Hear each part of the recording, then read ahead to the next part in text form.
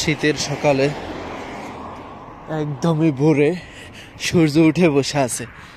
এটা শুধুমাত্র এসব দেশেই সম্ভব, বাট আমাদের দেশে তো কুয়াশায় অন্ধকার হয়ে আছে। দেখেন এখানে সূর্যটা মানে কত বড় করে বসে আছে, তারপর হচ্ছে কি কুয়াশার কোনো অস্তিত্ব দেখতে পাচ্ছি না। অ্যান্ড বাংলাদেশে তো কুয়াশা থাকে, আর এখানে কোনো কুয়াশা দেখতে পাচ্ছি না। দেখেন একদম ক্লিয়ার, ভিডিও দেখলে বুঝতে পারবেন।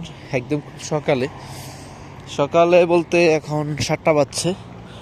তো 7টা বাজে কিন্তু বাংলাদেশে 10টা 11টা পর্যন্ত কুয়াশা থাকে।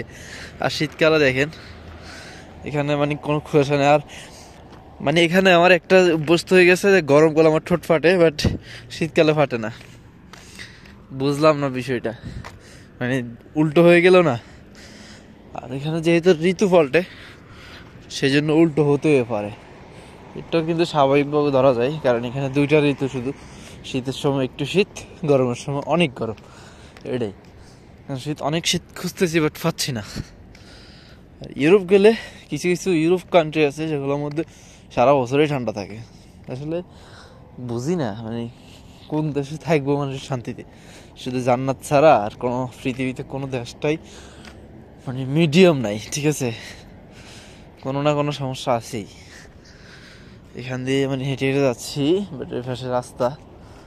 এটা হচ্ছে একটা হাতিয়ার মানুষের সাইকেলের দোকান, মন্দির একটা আছে পিছনে। তারপর হচ্ছে কি এটা সবজির দোকান সিটাঙ্গা, এটা পানির দোকান কুমিল্লা। তারপরে এটা হচ্ছে জুতোর দোকান কেরাল্লা।